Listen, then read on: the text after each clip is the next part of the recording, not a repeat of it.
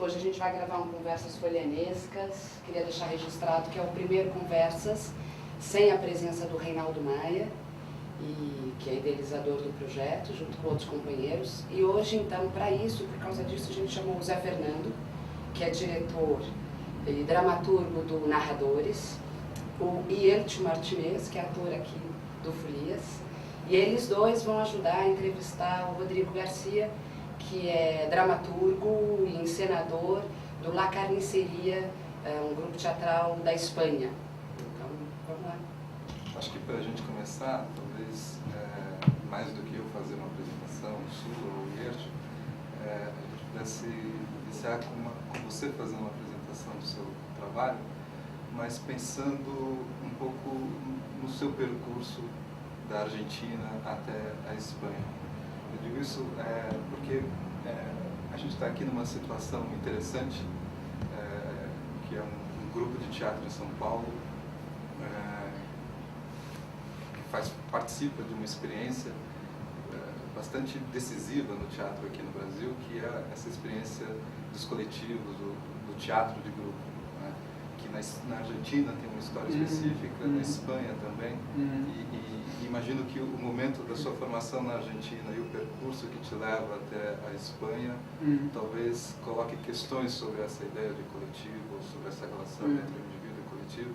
Você podia contar um pouco a sua trajetória, partindo um pouco dessa questão do grupo e da relação do artista individual com o coletivo? Está bien, voy a intentar. Sí, en realidad todo el trabajo mío profesional yo lo he hecho en España. En Argentina no hice ningún trabajo en teatro, pero sí tuve como una gran formación en Buenos Aires, que fue simplemente yo como público de teatro, porque yo era muy buen público de teatro, yo veía todo. Entonces, para empezar, yo vengo de una familia que mi familia no tiene nada que ver con el arte. Mi padre es carnicero y mi madre fue verdulera, ¿no? Entonces, en casa no había ni libros, ni había, no teníamos, no existía la cultura en absoluto. Y además mi educación, digamos, fue siempre en un barrio marginal, ¿no? De la periferia de la provincia de Buenos Aires, ¿no? Entonces, digamos que mis amigos y bueno, todos mis amigos eran obreros de la construcción de casas o delincuentes, ¿no? Sí, porque la gente que, digamos que el grupo de donde yo crecí era simplemente así, ¿no? Trabajabas de obrero en la construcción o en una fábrica, ¿no?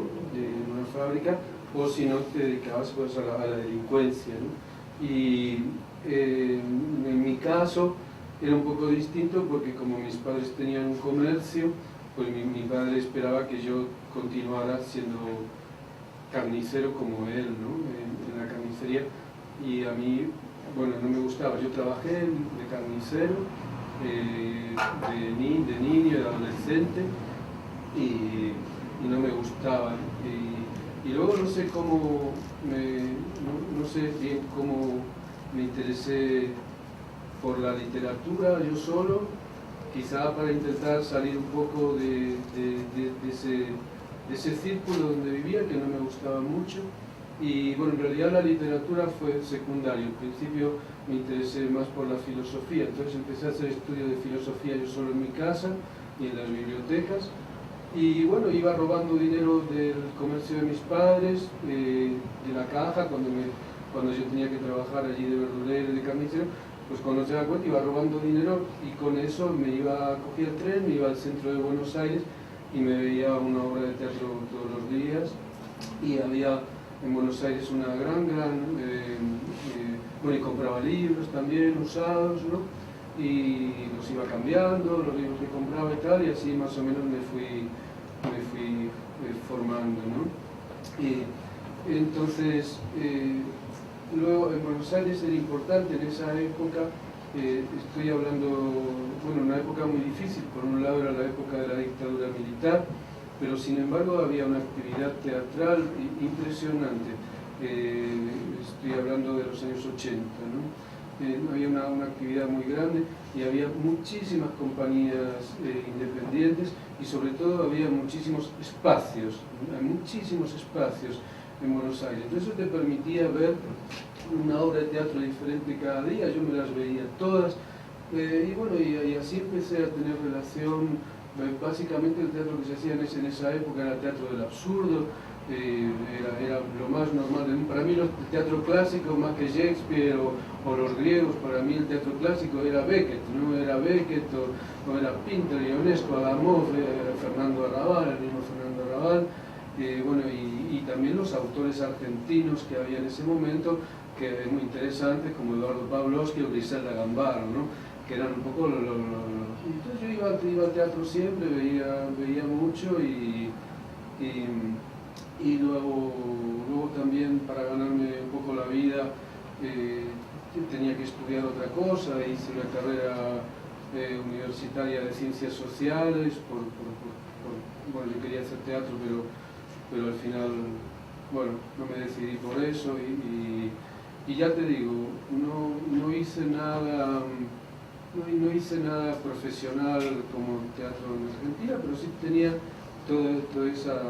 era muy buen público de teatro. Mis padres también, como eran inmigrantes españoles, ellos iban al teatro siempre que había cualquier cosa de España, ¿no? Folclórica, le daba lo mismo, Lola Flores, o le daba exactamente lo mismo, ¿no? Para ellos era el típico ritual de los inmigrantes. Y entonces una de las cosas más importantes para mí, de los recuerdos que yo tengo de teatro de ese momento, fue que ellos se confundieron y ellos iban a ver Yerma de Federico García Lorca. Yo era muy niño, tenía como 12 años, pero tuve la suerte que el montaje era un montaje que hizo Víctor García con Nuria Esper, y era un montaje verdaderamente increíble. Ese montaje seguramente hay gente que lo conocerá por libros o por vídeos, porque fue un montaje muy famoso, el de la lona, que era una escenografía que cambiaba con una lona que se movía, los actores se hundían, y eso a mí me llamó mucho la atención. Mis padres estaban indignados porque claro, no era la obra de Lorca para nada, y había muchos desnudos, había gente en pelotas todo el tiempo, había música muy fuerte, gritos, había muchas cosas. La escenografía era abstracta, era un trabajo basado en la abstracción, aquello no era figurativo, no representaba nada, y era un mundo muy que a mí me abrió. Yo flipaba mucho. Yo tenía 12 años más o menos, y es un recuerdo muy importante. Y luego ya más de mayor tuve suerte, antes de marcharme a España, tuve suerte de ver una obra de Tadeusz Kantor que se llama Vilopol. Entonces, bueno, esos dos montajes que tuve la suerte de ver en Argentina, uno de niño, otro ya más de mayor, de adolescente, pues bueno, son cosas que me impresionaron mucho. Y ya está. Y luego yo cambié de país, llegué a España, y yo no había escrito obras de teatro nunca, y yo cuando llegué, con el dinero que tenía ahorrado y tal, intenté montar una obra de teatro en España. Yo tenía 22 años, y entonces esa fue la primera sorpresa, desagradable que llevé del cambio de país, ¿no? Porque pensé que se podía reproducir los mismos esquemas de producción o de creación de Buenos Aires, es decir, en Buenos Aires prácticamente el teatro era amateur, la gente que tú veías trabajando por la noche, ojo, que eran pedazos de actores, pedazos de directores, excelentes profesionales, pero en realidad esa gente no vivía del teatro, esa gente trabajaba en un banco, en un hospital, donde sea, y por la noche se juntaban a hacer eso y no ganaban nada de dinero. Yo intenté en mi primer montaje en España reproducir eso, digo, bueno, a ver, voy a juntarme con gente porque yo tengo un texto de un tipo argentino, Eduardo Pavlovsky, yo no escribía teatro para nada, y digo, bueno, Y me sorprendió porque toda la gente que yo intenté contactar en España, incluso gente muy joven, decía, bueno, no, ¿dónde está el dinero? ¿Cuánto nos vas a pagar? ¿Dónde se va a estrenar? ¿Quién apoya este proyecto? Yo le decía, no lo apoya nadie, yo no tengo dinero, yo lo único que quiero es hacer la obra porque tengo muchas ganas de hacer esta obra. Al final nadie quiso hacerla porque yo era un tipo desconocido y no tenía dinero para pagar y no tenía ninguna institución que me ayude. Entonces yo comencé a trabajar, que es, digamos, mi pasado oscuro, ¿no? Yo tengo un pasado oscuro, como casi todos tenemos, y que yo me he ganado la vida durante muchos años como creativo en agencias de publicidad.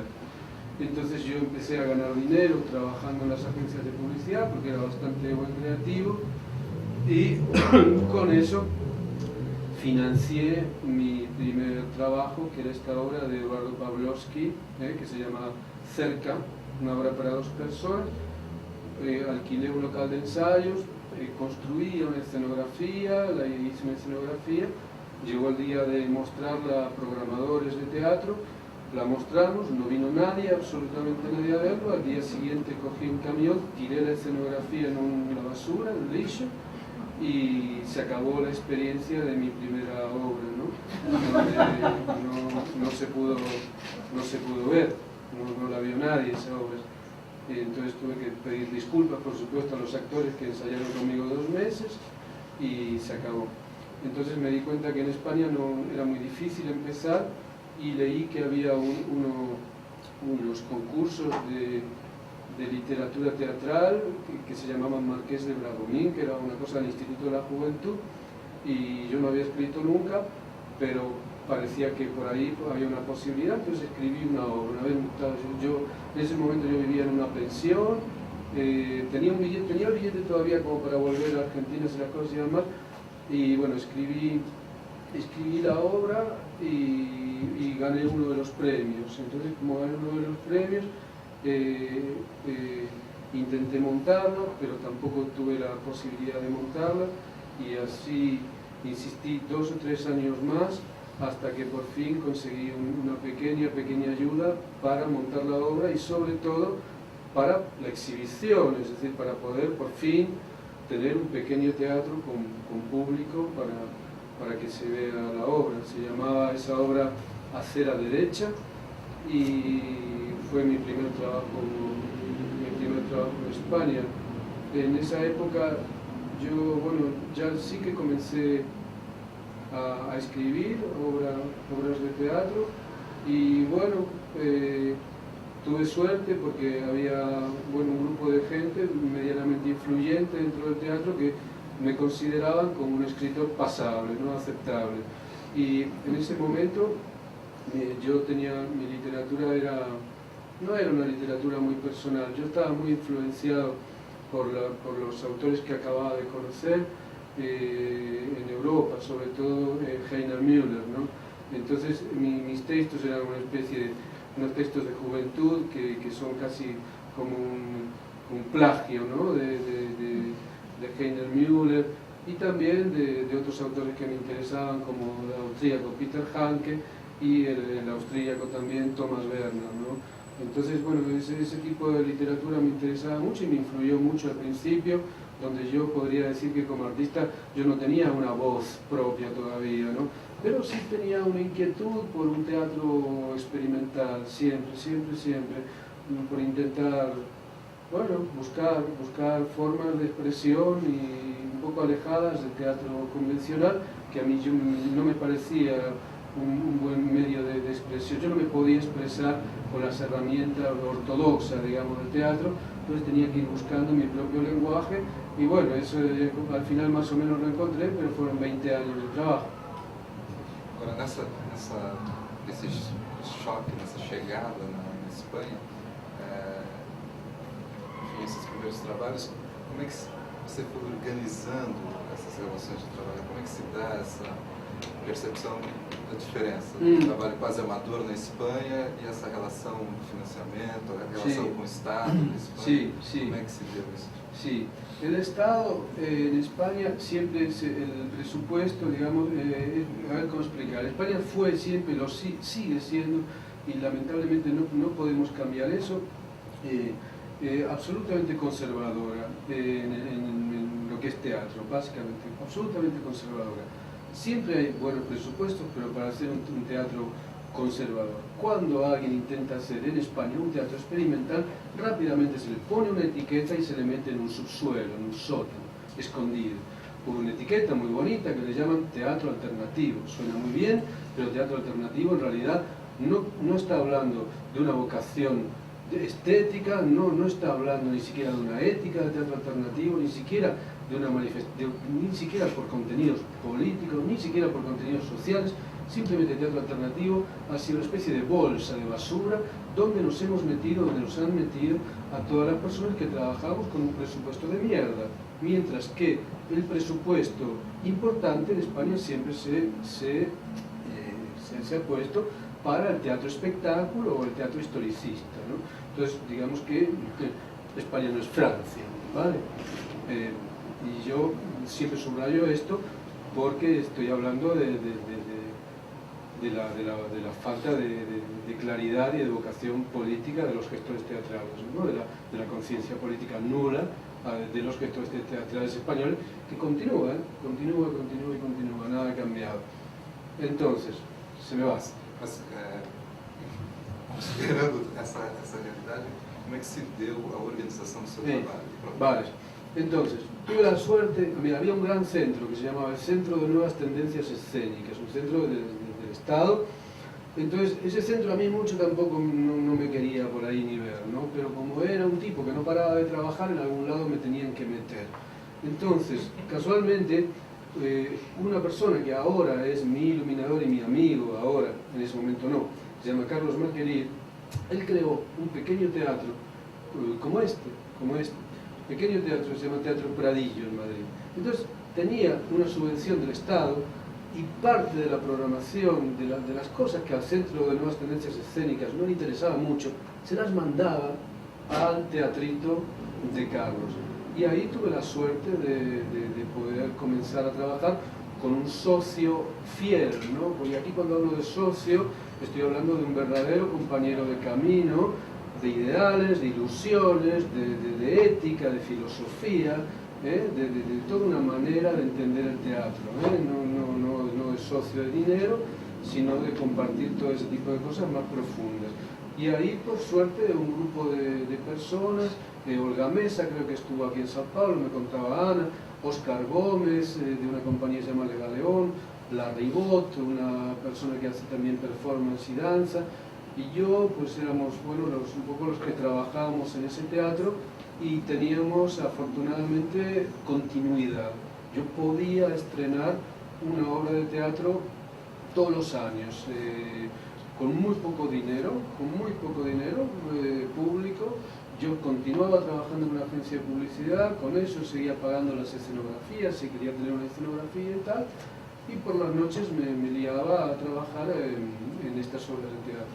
Y bueno, yo trabajé mucho, yo hice como 50 obras de teatro, en 20 años hice muchísimas obras de teatro, entonces yo tenía esa capacidad de mucho de trabajo. Y también señalar que entre todos los males que teníamos otro mal también, que era que hasta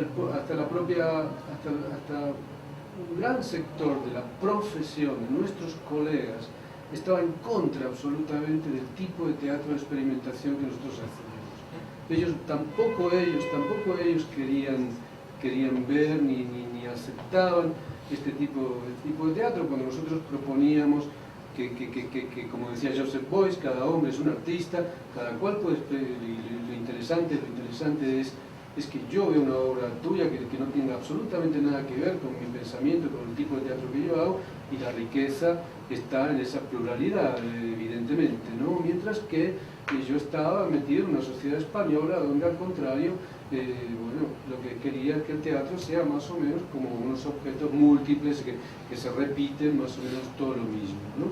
Entonces era una lucha constante, entre nosotros, que por supuesto las propuestas eran cada vez más duras, más intransigentes teatralmente, cada vez más difíciles, cada vez más experimentales, y un público que siempre he estado, no a la contra, pero siempre había una tensión.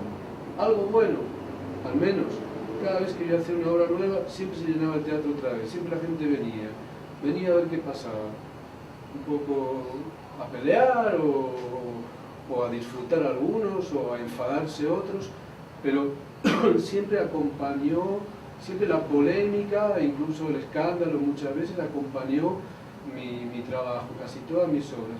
Y eso a mí me hace sentir bien porque pienso que es una función del teatro, y ese shock y hacer que todo el mundo se sienta vivo, que el espectador se sienta vivo y sobre todo mostrar en el teatro momentos de poesía y de libertad que a veces en la realidad pues no aparecen, ¿no? Porque es evidente que vivimos en una sociedad tímida, una sociedad acojonada, miedosa, que no se permite libertades que tendría que permitirse, y bueno, al menos el teatro puede mostrar esas cosas. No hablo de provocar una catarsis ni esas cosas, yo no pienso así, pero sí entregar otra poesía a una sociedad falta de poesía, a una sociedad carente de poesía. Pues yo siempre pensé que el teatro era un muy buen sitio para todo lo infrecuente, Entonces, bueno, por eso el teatro normal no me interesa.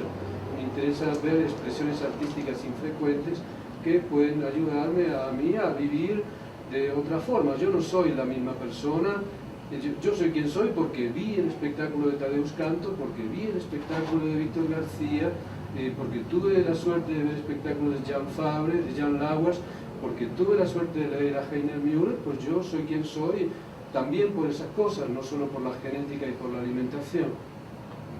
Esse momento do encontro com o Marquerie é o momento em que se define a carniceria como Sim. Quer dizer, essa continuidade foi o que garantiu que você continuasse carniceiro. Sí, pero yo me negué, sí. Ahí mi padre está contento porque yo continúo siendo carnicero, sí. Pero yo siempre digo una cosa, mira, había una idea también, eso fue una cosa, una elección personal, ¿no? Una elección personal. Había en ese momento una idea muy fuerte de grupos en España, ¿eh? Entonces, gente que quería hacer un teatro un poco pues sí que formaban grupos. Y a mí esa idea de grupo nunca me gustó. No me gustaba la idea de grupo, gueto, escuela, familia, etc. Nunca me gustó. Y sobre todo no me interesaba tener una limitación a la hora de crear. Es decir, si tengo un grupo, ¿qué son? 4 actores, un escenógrafo, un iluminador, un autor. Yo estoy condenado a trabajar siempre para ellos en ese mismo esquema. Yo dije, no, yo quiero tener libertad total. Si un día quiero hacer un monólogo, otro día quiero hacer una obra con 20 personas, la hago. Si quiero cambiar de iluminador, lo hago, etc. Entonces, la idea del grupo como la carnicería siempre fue algo inestable. Ojo, luego, a lo largo del tiempo, evidentemente, hay nombres que se repiten, pero se repiten, y eso es muy interesante, muy bonito, de manera natural. Ya no es una cosa forzada, ya no tengo que trabajar para ciertas personas. Si se repiten es porque es algo natural, porque con el paso del tiempo fueron mis compañeros de camino, fueron las personas con las que nos hemos comprendido mejor y con las que compartimos una visión del mundo, ¿no? Y que por eso estamos en lo mismo, ¿no? Muchas veces mis obras son muy duras, lo que hacen los actores, hay gente que me dice, pero por favor, ¿cómo usted hace que los actores hagan estas cosas tan tremendas, tan escatológicas, tan duras, tan cansadas físicamente? Y generalmente yo explico que por lo general mis propuestas son así pequeñitas y son los propios actores que las llevan al límite, a los límites. Yo nunca planteo hasta dónde tiene que ser el límite, pero tengo la suerte de trabajar con actores que saben que cierta propuesta llevada hasta aquí es una mierda y para que realmente funcione hay que llevarla allí. Pero yo no digo nada, la llevan solos, son personas muy inteligentes. Você falou de alguns autores que te influenciaram.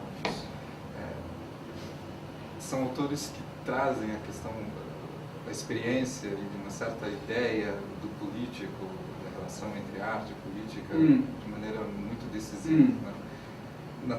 Na sua trajetória, como é que se define essa relação com a dramaturgia, com a experiência. E numa entrevista você diz, quando alguém pergunta a relação entre o seu teatro e a performance, você diz, não, eu faço um teatro clássico. Eu entendo essa ilusão no sentido de que é um teatro que se põe como um campo público de discussão, como um campo efetivo de discussão. Como é que se define isso para você, essa relação com o político, com essas formas que estão na origem? Esto hay que entenderlo a lo largo del tiempo, ¿no? Porque yo creo que la obra, como tuve la suerte de trabajar, la forma de entender la obra es en la totalidad, a lo largo del tiempo, ¿no? Al principio, mi obra nunca tuvo una vocación política, ¿vale? Era muy formal, mi preocupación era más formal, para entendernos. Como yo detestaba completamente el teatro ortodoxo, el teatro convencional, yo comencé a buscar otras herramientas expresivas en las artes plásticas.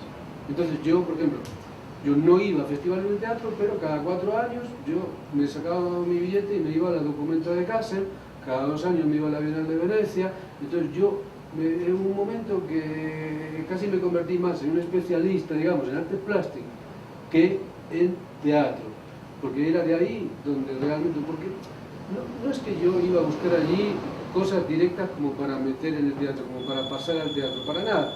Por conceptos como la instalación, llevarlas al teatro en vez de la escenografía. No era una cosa tan evidente. Es simplemente un proceso de sedimentación, ¿no? Es decir, ¿qué es con qué me voy nutriendo? ¿No? Si con el teatro no, con las artes plásticas sí, porque en las artes plásticas sobre todo yo encontraba otra libertad. Yo veía que los artistas se tomaban otras libertades que los artistas de teatro no se tomaban. Yo veía una uniformidad en los trabajos teatrales, mientras que veía una gran pluralidad de ideas, de formas, de contenidos en las artes plásticas, y eso me seducía. Entonces yo, me gustaban mucho ciertos artistas norteamericanos, sobre todo uno que me marcó muchísimo en todo mi trabajo, que se llama Bruce Nauman, que todavía sigue trabajando. Otros artistas más que trabajan con palabras, como Jenny Holzer, y otros artistas que también tienen que ver con el mundo de la performance, como Paul McCarthy y Mike Kelly, son, digamos, los artistas que más me interesaban en ese momento, plásticos, y que de alguna manera me iban influyendo en mis obras de teatro. Pero mi teatro tenía una gran preocupación formal, pero no tenía todavía un contenido definido, y mucho menos un contenido político, aunque pienso que trabajando con ese tipo de experimentación en la sociedad española que a mí me había tocado, por supuesto que ese trabajo ya en sí mismo era político, porque estamos planteando una revolución dentro de un panorama teatral muerto que no quería ese tipo de expresiones. O sea que sí que podría decir que tenía un sentido político, pero el mero hecho de ocupar el teatro con este tipo de expresiones, no los contenidos de la obra, no lo que se decía, no lo que se contaba. Luego de dar muchas vueltas, yo al final, ya cuando me hice más viejo, por eso es importante, no es lo mismo la obra de un chico de 23 años que la de un señor de 45, cambia totalmente. Entonces ya cuando me voy haciendo más viejo, me doy cuenta que, por ejemplo, yo trabajaba mucho con comida, pero yo trabajaba con comida porque me interesaban cosas me interesaban asuntos formales, me interesaba el olor del teatro, me interesaba el tempo, igual decir, mira, aquí tengo un tempo muerto, pues un tempo simplemente de cocinar. Entonces, con eso iba a intentar. Pero luego me digo, claro, pero ¿por qué estoy trabajando con comida? Si yo vengo de un país, he vivido la mitad de mi vida en un país donde la comida escasea, donde hay una crisis tremenda, donde la comida tiene un símbolo, simboliza otras cosas que en Europa. No tiene nada que ver la comida en un sitio y en otro. Entonces ahí hubo una transformación y mi teatro empezó a tener unos contenidos ya muy políticos. De repente mi teatro se volvió muy político y las últimas obras, como esta de la última se llama Agamenón, ya fue un recorrido como de 8 o 10 obras que llegó casi hasta lo panfletario, que fue donde yo me paré un poco para pensar qué estaba haciendo. Pero sí que pasé, de pronto encontré mi voz, y ya Entonces es interesante porque, claro, como tenía todo este pasado experimental, ahora sí que era cojonudo, porque yo podía utilizar todo ese bagaje, todo lo que yo traía formalmente, lo podía aplicar a contenidos fuertes, potentes, políticos. Entonces ya no entregaba obras que eran simplemente un panfleto, sino que aquello era bonito porque era bastante confuso, ¿no? Cómo hablar de temas actuales, de temas sociales, de temas que realmente importaban, siempre con relación al tercer mundo, pero como sin descuidar lo poético, ¿no? Porque al final siempre está la dificultad del camino entre de lo político a lo poético, de lo poético a lo político, ¿no? Cómo juntar esas dos cosas en las obras, ¿no? Y bueno, y así hice un montón de obras hasta que paré y luego cambié otra vez. Você acha que permanece sendo um autor do terceiro mundo na Europa? No, yo escribo obras, o sea, yo siempre intento hacer obras para los europeos, siempre. Yo pienso que yo hago obras como yo digo, para tocar las pelotas o para molestar al público, para generar la mayor tensión, lo incómodo, incomodar, incluso dentro de lo posible agredir, porque bueno, el teatro no se puede agredir realmente, pero al menos incomodar un poquito lo que dure la obra, 1 hora y media, 2 horas, establecer esa relación incómoda y fea, desagradable con el público europeo. Você disse que você tem atores que radicalizam essa proposição. Você também trabalha com não atores em algumas situações. Sim. Mas na relação com o público, você acha que existe esse público da carnicería? ¿Existe esa relación definida? Sí, lamentablemente tenemos un público. Es triste porque el público que tenemos es un público, para empezar, es un público que tiene dinero para pagar la entrada del teatro. Eso ya define mucho el público, la clase social. Es un público cultivado, pueden ser estudiantes universitarios, es un público que le gusta la cultura, es un público que le gusta el arte. Entonces, bueno, no es un público interesante, porque realmente es lo que uno le hace siempre dudar del sentido político del trabajo. ¿Por qué estoy haciendo teatro para esta gente? ¿Por qué estoy metido dentro de una rueda de producción? ¿Por qué yo también soy otro producto más de consumo cultural? Porque al final, si yo estoy siempre en el Festival de Aviñón, en el Festival de Otoño de París y tal, al final este discurso, entre comillas, transgresor o duro, tal, al final no es otra cosa que un producto más de consumo. Eso es el problema todas las mañanas cuando tomo el café con leche, es la gran problema. ¿Por qué sigo haciendo esto? ¿Por qué me estoy metido en este circuito que realmente a mí me parece un circuito feo, un circuito que no es el circuito más interesante de la sociedad, no es la gente a la que me gustaría hablarle? Pero al final la respuesta es que creo que mejor esto que quedarse callado y no hacer nada. Entonces es la última respuesta que siempre tengo, mejor seguir haciendo esto que no hacer nada. Y que la posibilidad que tengo yo y el dinero que ahora por fin puedo tener para producir, pues lo use otro para hacer teatro clásico. Pues no, mejor lo uso yo para hacer este tipo de teatro, porque estoy convencido que es necesario socialmente. ¿Este dinero viene del Estado? Sí, yo trabajo con dinero público, sí, y eso para mí es importante. Si trabajo con dinero público no puedo hacer estupideces. Sí, hay una responsabilidad. No puedo hacerme pajas, no puedo hacer un teatro mirándome el ombligo, ¿me entiendes? Si uso dinero público el teatro es un servicio público, las puertas están abiertas a la calle. Fazer uma pergunta. Pensando en llegar a ese punto, pero el por qué hacer teatro, por qué crear próximos espectáculos actualmente. Si quieres mergullar, cruzar un poco más en esa idea de hacer teatro en el siglo XXI, ¿para quién ya ha respondido? Pero ¿para qué? ¿Cómo? Sí. ¿Qué te motiva? ¿Qué te sigue motivando? Sí, puede que no tenga mucho sentido, por eso yo creo que no puedo hacer otra cosa, la verdad. Yo 1000 veces he intentado dejar de hacerlo y dedicarme a la literatura. Digo, ya por fin, siempre digo, por fin me voy a dedicar a la literatura, ya por fin voy a dejar de hacer esto, pero al final no puedo dejar de hacerlo. Es una cosa intuitiva, instintiva y no puedo dejar. Al final es mi forma de expresarme y lo necesito. Sabes que al final necesito seguir expresándome así.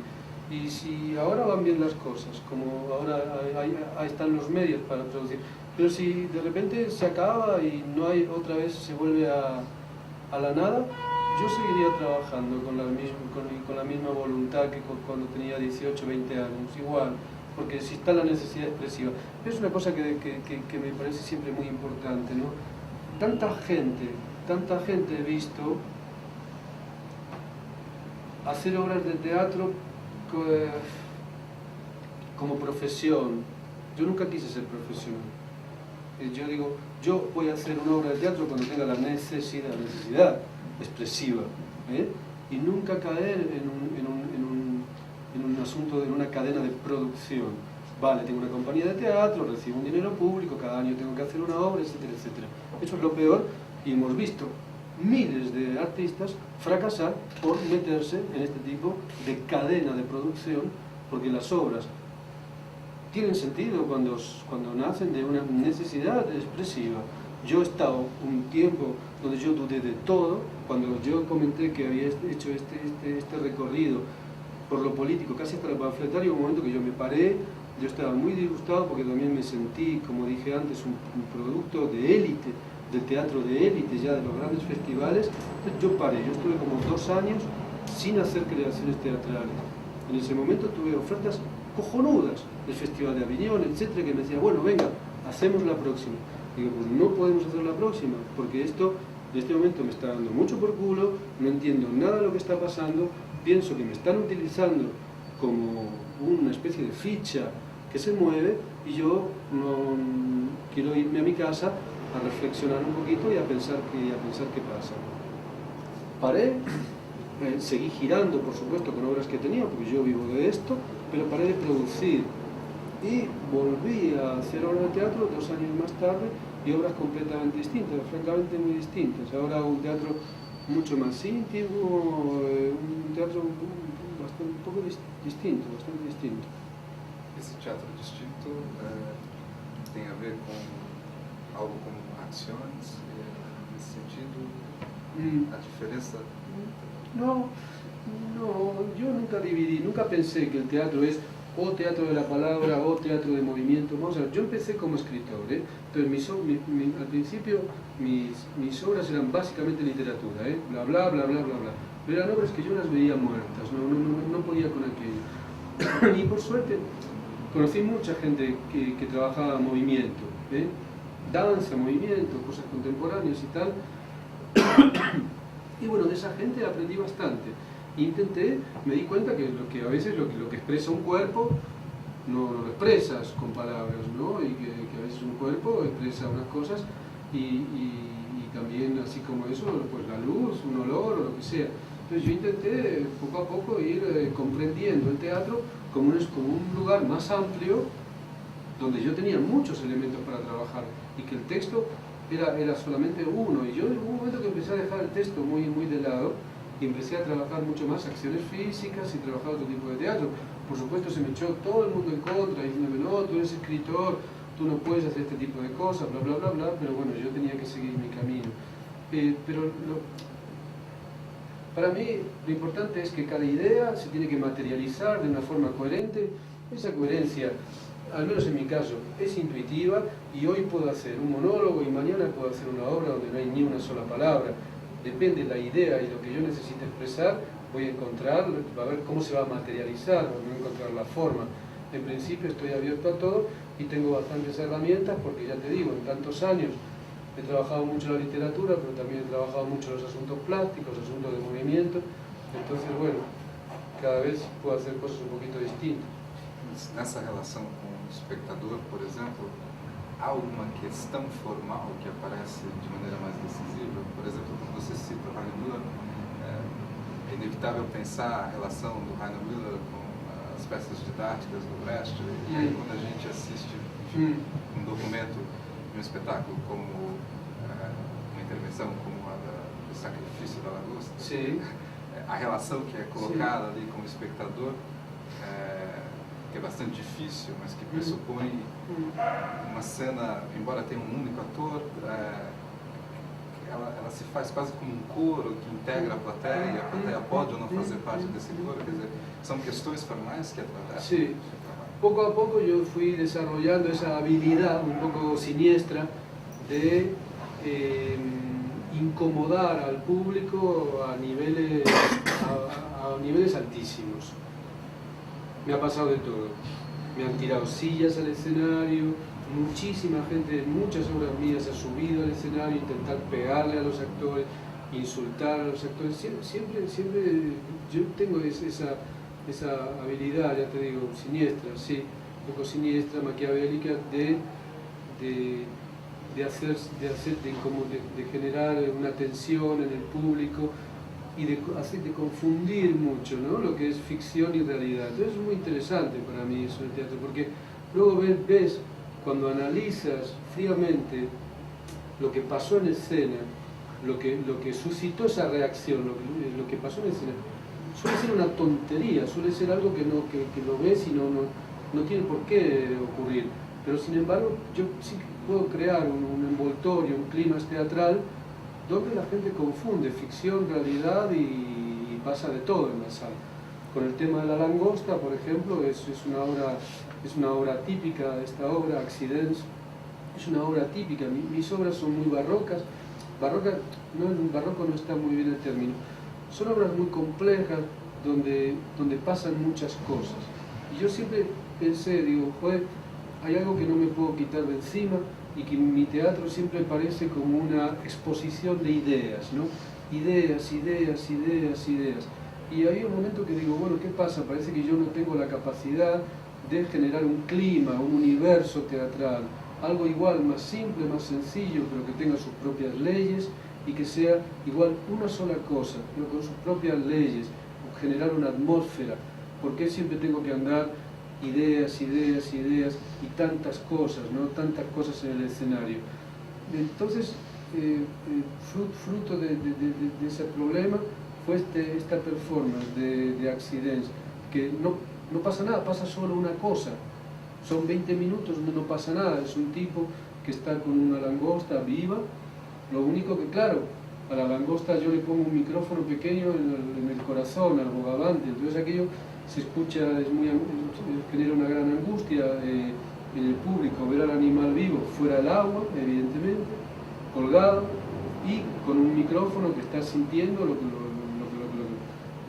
las transformaciones que tiene, que más agitado, que menos agitado, y este tipo muy siniestro que está así, casi que no hace nada, fumando un cigarrillo, y que, bueno, recuerda, cómo no,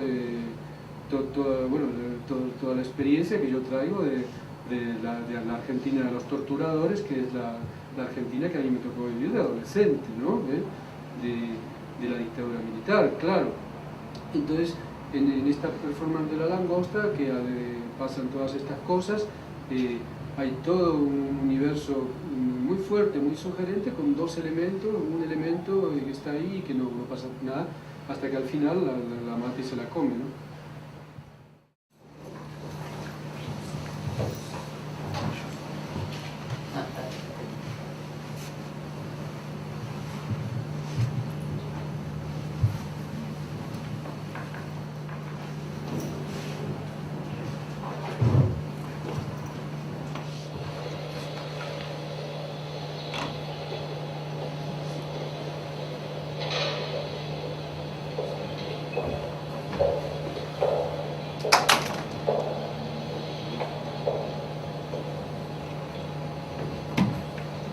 Este es un actor que trabaja en casi todas mis obras últimamente, casi todas. Se llama Juan Loriente.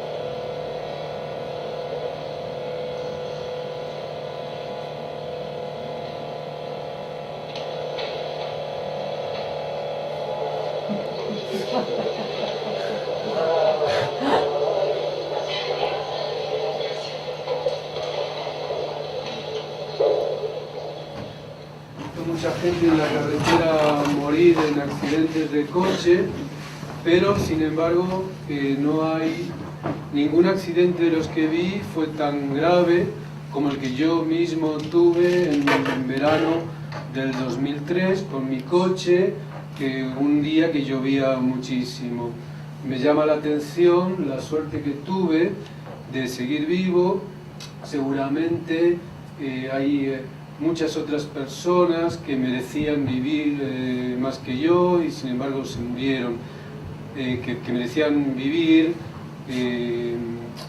emborracharse, engordar, tener una aventura amorosa, y me llama la atención la suerte que tuve, que me salvé.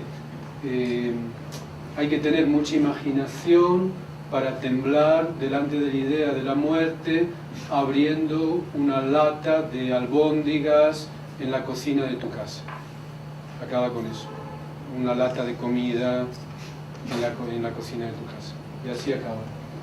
Y bueno, y eso. E a recepção da intervenção, além disso que a gente viu aqui. Bueno, sí, es una obra muy polémica. Este es el estreno que fue en un museo de arte contemporáneo en Prato, muy cerca de Florencia, por eso el texto está en italiano.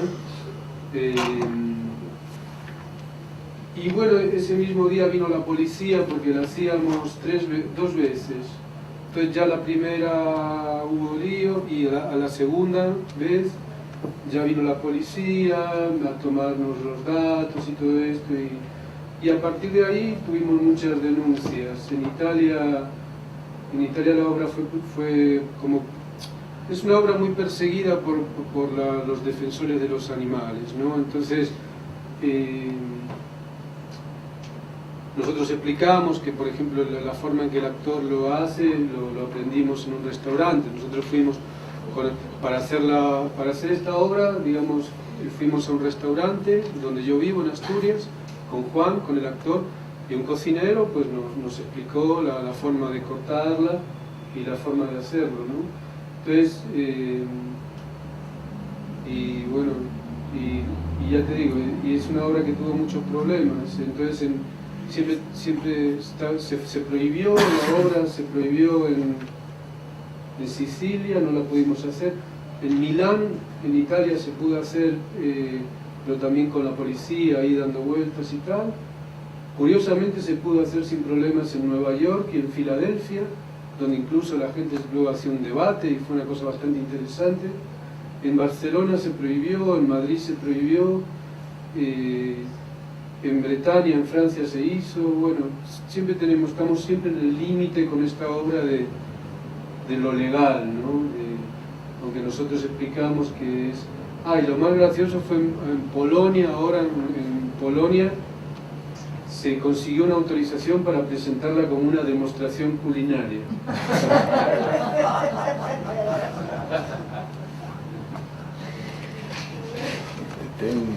Estábamos conversando antes de Estado Coelho, del conejo, sí, en otro espectáculo. Sí.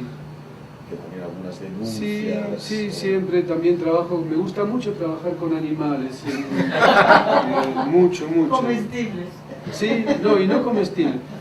Tuve una obra donde tenía muchos, tenía patos, un burro, gallinas, mucho. Me gusta mucho trabajar con animales porque, bueno, es una presencia, es tan vivo de verdad, ¿no? Porque a veces los actores parece que forma parte de una ficción todo y claro, como el animal puede hacer cosas que nadie no te lo espera, no le puedes explicar que la gallina no le puedes explicar lo que tiene que hacer. Entonces está siempre ese riesgo de trabajar con animales, a mí me gusta y genera en el público una tensión muy grande siempre que trabajamos con animales y bueno, siempre me interesa. Con lo del conejo también pasaba, bueno, por lo general, en esta evidentemente lo mata y se lo come, ¿no? Pues un animal que se puede comer. Cuando trabajamos con conejos, con animales así, nunca le hacemos ningún daño, pero sí que suelo generar un ambiente de tensión alrededor de aquello y, como dije antes, la gente suele confundir la ficción, la realidad y se provoca esa tensión que a mí me gusta. Essa relação... Hay un problema, perdón, lo único que hay un problema. Eso sí que es un problema, pero no puedo... Y es que por lo general el shock es tan grande de la anécdota esta del animal que hace a muchísima gente le hace perder la visión global del asunto. Mucha gente no se centra en los aspectos igual más reflexivos, más filosóficos de las piezas y se quedan simplemente con lo anecdótico, ¿no? Entonces eso es un problema que no lo puedo resolver, no encuentro la forma de resolverlo porque a veces es tan grande el shock que la gente, el público no entra a analizar mucho más y no entra más en profundidad en las obras. Y creo que es un defecto, es una debilidad mía, de mis obras, pero no lo puedo corregir. Bueno, tendría que reeducar al público, pero no puedo. Não, mas nessa relação entre os materiais, entre o que é ficção e o que é factual, às vezes essa estrutura de manifesto que aparece nas cenas, existe um resultado que talvez o público não acesse diretamente, que é quase alegórico em alguma medida. Essa dimensão alegórica é deliberada ou é um resultado do modo como... Es fruto de la intuición. Yo no trabajo con a prioris, o sea, no planteo las cosas antes, a ver si hago con este procedimiento voy a obtener este resultado, para nada. Y también es tan imprevisible la reacción del público, y el público al final también se compone de individuos, es tan difícil de prever lo que va a ocurrir. Nunca trabajo con a priori, hay algo intuitivo, sí, pero luego lo que pasa es una sorpresa para nosotros, los primeros sorprendidos. Você sempre trabalha nessa relação de palco mesmo, na relação frontal, ou vocês, as coisas que eu vi em vídeo eram sempre numa relação espetacular no sentido de ter uma divisão entre público y ação? ¿Você tem trabalhos que isso se rompe? He hecho de todo. Como he trabajado tanto en el teatro que te conté, el teatro que hablé al principio, el teatro de mi amigo Carlos, el Teatro Pradillo, donde hicimos tantas obras, ese teatro daba la posibilidad de poner el público como uno quería. Entonces yo podía trabajar con el público de distintas maneras, ¿sabes? Y eso estaba bien. Incluso también he hecho muchos trabajos en la oscuridad, muchos trabajos donde con la luz apagada y simplemente se dan sonidos y bueno, y la inquietud también que genera que te apaguen las luces, igual 20 minutos, mucho tiempo. Una obra trabajamos oscuras 20 minutos es mucho tiempo, provoca una sensación muy particular en el público, ¿no? Y sí, ahora yo nunca me interesó mucho el teatro de participación, el teatro de trabajar mucho con el público.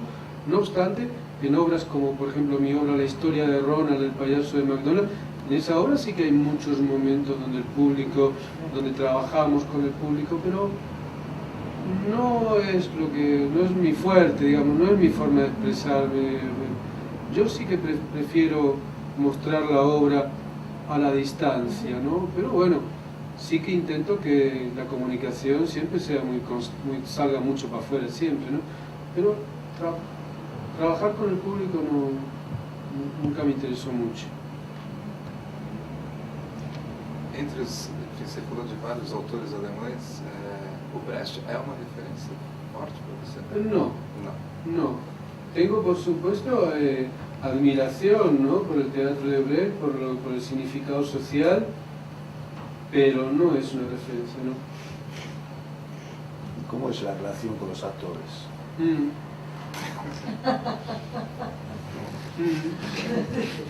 Sí, es muy importante porque dentro de todo el camino que conté que hice, sí, al principio, igual mis primeros años, la materia del teatro, si tú me preguntas cuál es la materia del teatro, yo te diría, por supuesto, la literatura.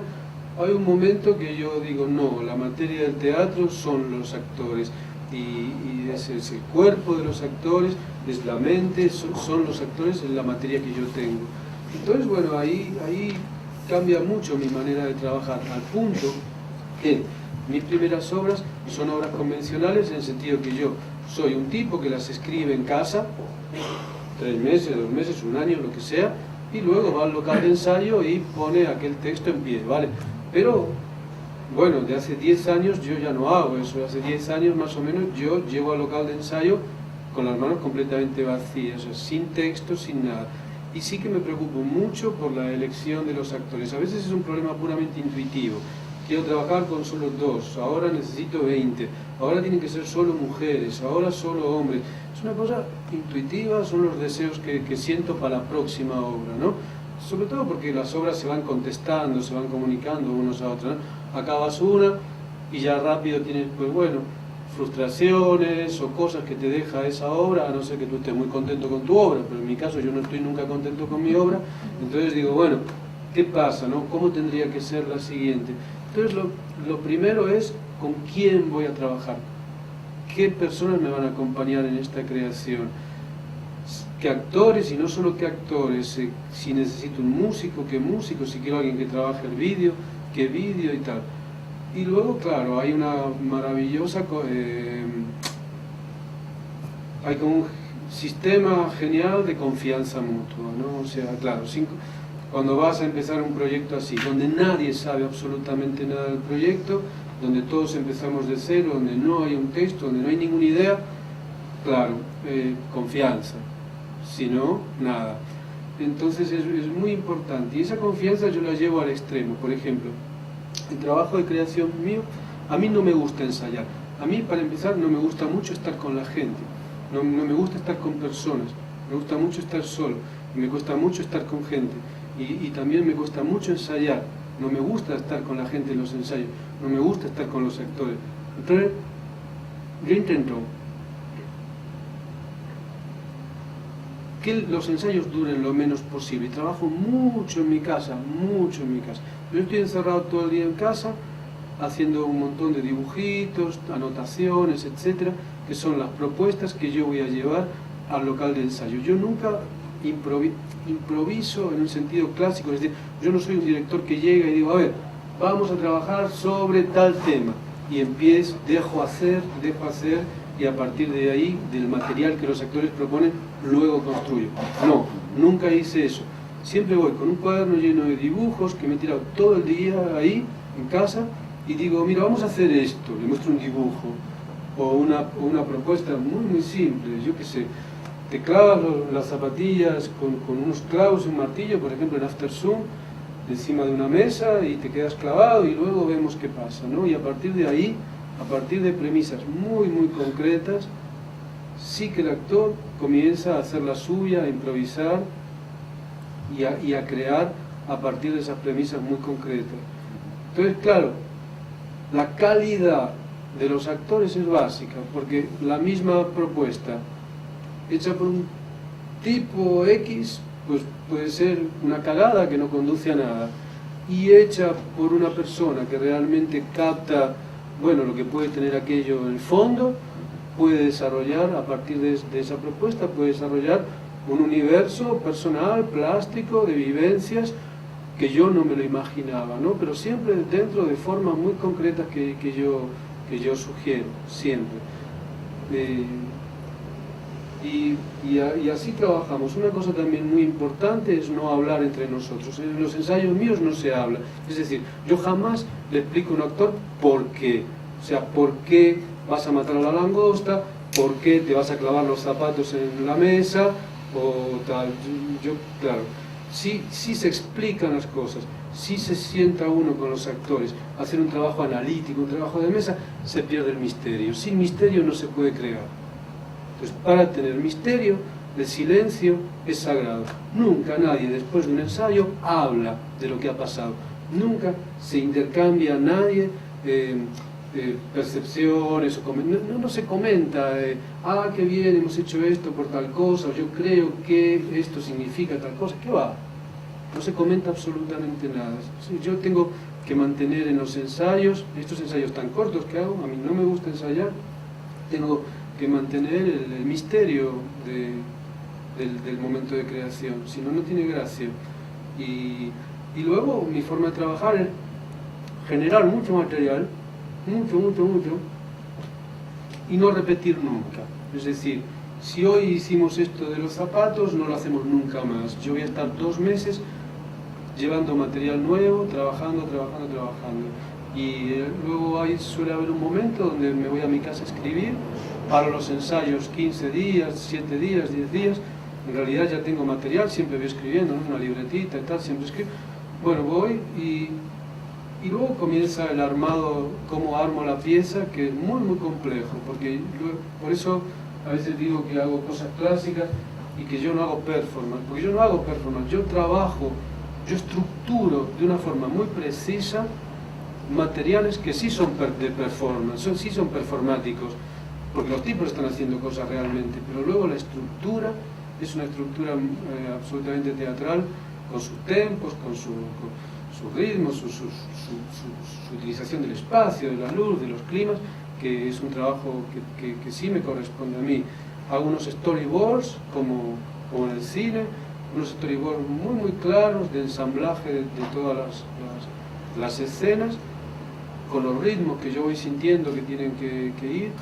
Algunas escenas yo siento que necesitan el anclaje, digamos, de un texto, y algunas escenas veo que necesitan texto, otras veo que no, que por sí mismas, sin tener que meter la palabra, pueden funcionar, y así voy creando la obra al final, y por lo general los actores llegan al estreno con la obra hecha de un tirón 2 veces nada más, o sea, sin repetir y repetir. Y siempre a la espera, por supuesto, de hacerla con público, porque es donde la obra realmente empieza a tener un peso y una densidad, es cuando realmente nos encontramos con el público, ¿no? Con la respuesta del público, y vamos aprendiendo cómo controlar la obra, cómo comunicarnos con el público, y eso se aprende haciendo la pieza con gente, no en ensayos con la sala vacía. Y luego, también para acabar esto, quizá una cosa importante es cómo va cambiando de sitio dentro de mis obras la palabra. Mis últimas obras, el texto casi no lo dicen los actores.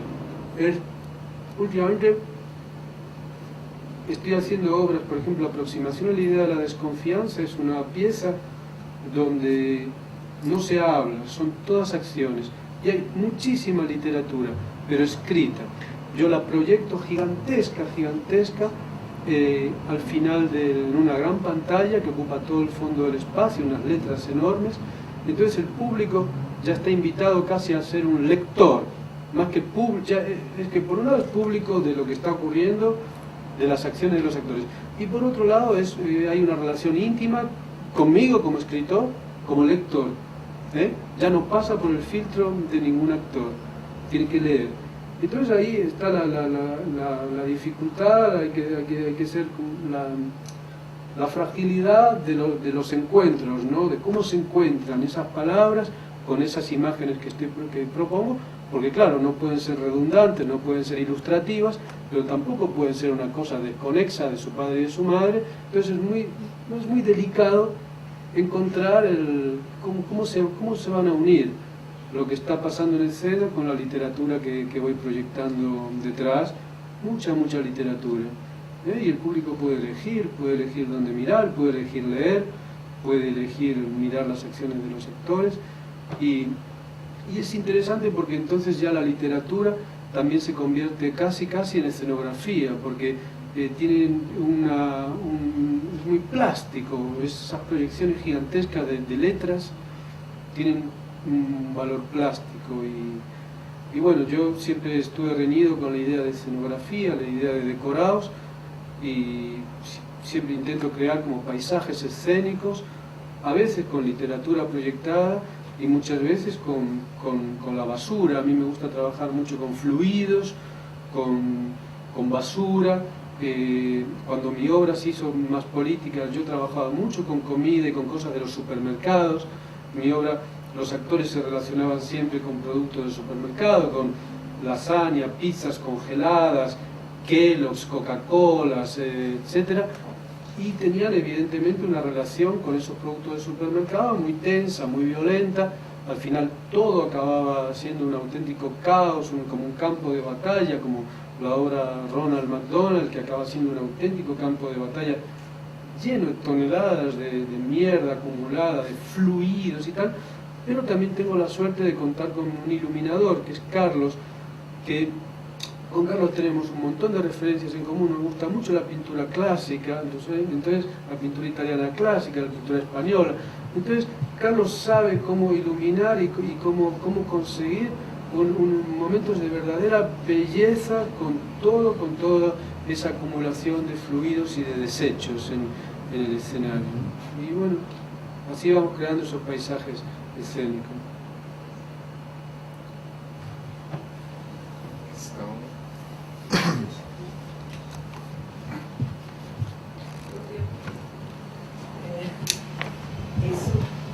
Você comentou um momento atrás que às vezes talvez as pessoas fiquem muito presas no choque, porque é chocante, né? Eu, sei lá, a lagosta, por exemplo, é ruim, assim. Eu lembro uma vez que prepararam uma na minha frente e eu não dei conta de ficar, porque eu tenho que jogar ela viva na água fervente. Sim. E aquele barulho na panela, nossa, é uma coisa que eu fui embora e comi depois, mas não fiquei para preparar, porque era muito estressante, assim. Então choca mesmo. E quando você fala que talvez seja uma falha sua de não conseguir encontrar o ponto de como fazer o espectador se ligar na coisa importante, né? No que é importante, porque de fato, assim, o choque é o menos importante. Então, como aí, escutando você falar dos atores, que é muito importante quem vai trabalhar, no que você precisa, enfim, você não acha também que, quer dizer, que talvez não é bem a falha a palavra, mas encontrar todo esse conjunto de ator que pensa com você, né? E um público também que possa pensar com... Porque eu estou juntando várias informações. E o objetivo é esse. Né? Que você fala, são várias ideias, muitas ideias e tal. Então, mas você acha que o ator, por exemplo, é uma das ferramentas, entre aspas, ferramenta é uma palavra ruim, mas enfim, é a que me ocorre agora. Que o ator seria uma das chaves para tentar chegar ao que é importante em relação ao público? No sé. Sí, bueno, por supuesto. Sí, sí. Yo intento que sea esa comunión entre el público, las ideas, el actor, todo. Lo que ocurre que si parte del público, por culpa del shock que le puede producir, pues quiere dejar de mirar o no puede mirar más allá, pues claro, es problema de la educación y de la historia de cada persona. Yo no puedo cambiar eso, y de la cultura que vivimos, ¿no? También es una cultura que oculta tantas cosas, ¿no? Que se oculta el hecho de matar un animal, por ejemplo, ¿no? Vas al supermercado y está todo muerto, ¿no? Está todo envasado, está todo muerto. Yo, con esta obra, también una de las cosas que defendía, que el hecho de matar un animal para comerlo es algo humano, es una característica del ser humano que se ha perdido. Y bueno, eso se ha perdido, ya no matamos las cosas que comemos, ¿no? Y bueno, se pierde algo, se pierde una cosa, la sensibilidad, la proximidad con la muerte, el hecho de matar a un animal, pues son cosas totalmente, son nuestras, son del ser humano, está perdido. No es algo negativo, no es algo malo.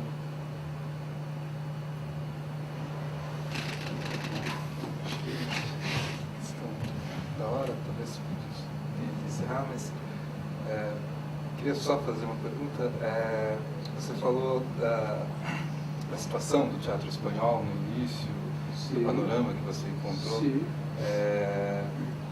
Existe no panorama espanhol, europeu, ou fora da Europa, algum artista ou alguma obra com a qual você dialogue ou que você perceba alguma brecha no sentido de que você ainda investe na sua prática? Sí, hay muchos, por suerte hay muchísimos. Cuando hablé antes hablaba de la pluralidad y lo necesario que es. O sea, yo no voy al teatro a ver lo mismo que hago yo. Es decir, yo no me siento, yo no estoy contento si veo artistas que son parecidos, ¿no? En cuanto a lo formal, a los contenidos, no. O sea, yo cuando veo artistas que presentan unas poéticas, unos universos que a mí nunca se me hubiese ocurrido, esos son los artistas con los que más me siento más cerca, ¿no? Aunque la obra sea la opuesta a la mía, completamente opuesta.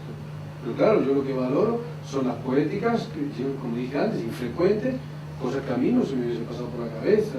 Entonces, ojo, que en España no exista una vocación desde la política, desde el Estado, para alentar este tipo de creaciones, que en Francia, por ejemplo, sí, ¿no?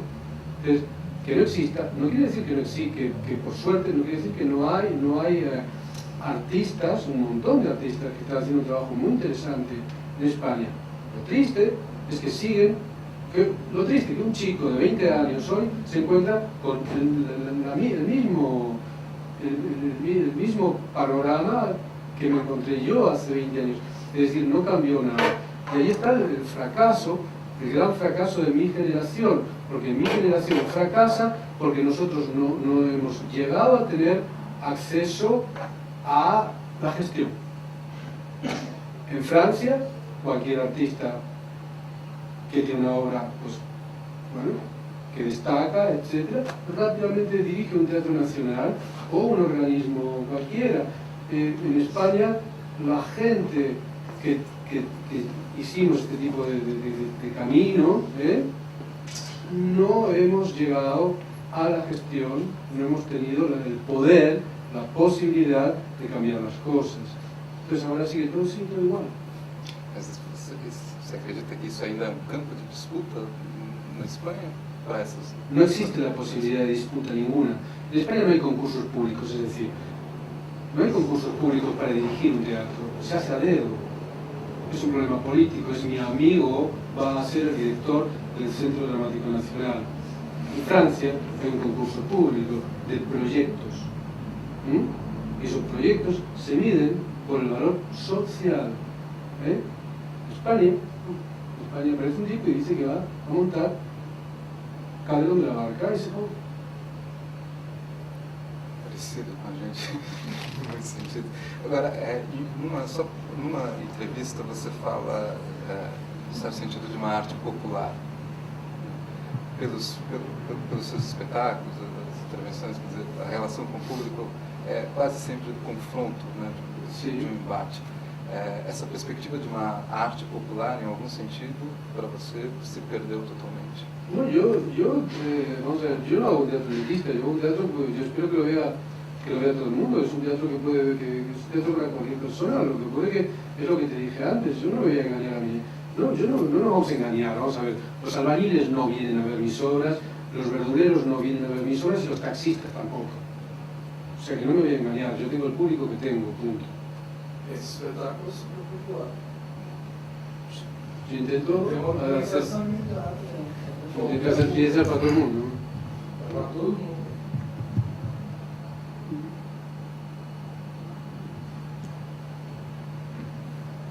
Sempre tem um dado político, né? Forte nesse espetáculo. O cara está comendo lagosta, o cara está comendo galinha, está comendo ovo frito. Tem um correspondente... Lá é uma perspectiva, né? Tem um correspondente muito forte entre a presença sinistra do ator sob a luz e a ausência sinistra do espectador no escuro da sala. Sí, hemos intentado también hacer con Carlos generar este ambiente de pecera, de acuario, ¿no? Esta iluminación toda azul. Y esto como muy bello, es como muy bonito. Mis obras no son bonitas, mis obras suelen ser feas, suelen ser feas, no son bonitas. En este caso sí, es una obra que tiene una plástica bonita, es una obra muy bonita y eso a mí me gusta, porque me gusta cómo están ocurriendo cosas muy duras, muy tensas, muy violentas, muy agresivas, que oprimen dentro de este ambiente tan clean, tan limpio, tan bonito, tan bello, ¿no? Entonces ese contraste me gusta que esta obra. Não, de uma última coisa, talvez, antes de conversar. Não, que um prêmio que ele ganhou, que falamos de... Sí. Pensava também falar de repente de algumas últimas obras do Rodrigo, que ele tinha falado já, mas comprei uma pá em Ikea para cavar minha própria tumba, é uma delas. Agamenon, que já falou, Goya mais Borges, aproximação à ideia da desconfiança, que parece que gostava, jogar minhas cinzas em Euro Disney, e tem algumas outras, né? Ele aqui, por exemplo, em 89, quando funda a carniceria, ele é chamado de... O teatro dele, nesta entrevista que eu peguei aqui, a linguagem teatral de insolente, físico, corrosivo, poético, não narrativo e de grande qualidade simbólica. E ele ganhou agora, faz pouco tempo, uns 6 meses, o Prêmio Europa Nueva Realidad Teatral, que é um prêmio importante. Sí, es un premio que lo dan unos críticos, son 200 y pico críticos de toda Europa y dan este premio todos los años. Y sí, yo muy sorprendido y es una suerte porque como siempre he hecho este teatro underground, pues está bien, ¿no? Estar ahí con un premio que muy histórico, ¿no? Tanto Estrella, Pina Bausch, Peter Brook, todos, absolutamente todos. Y bueno, esta última edición yo gané uno de los premios y claro, estaba bien, estaba contento por lo que significa dárselo a un tipo que ha hecho un teatro como el que yo he hecho, ¿no? Un teatro así tan polémico y tan contra la corriente, ¿no? Entonces al final, pues mira, está bien y me alegra sobre todo por la gente joven que dice, bueno, mira, no perder la ilusión. Gracias.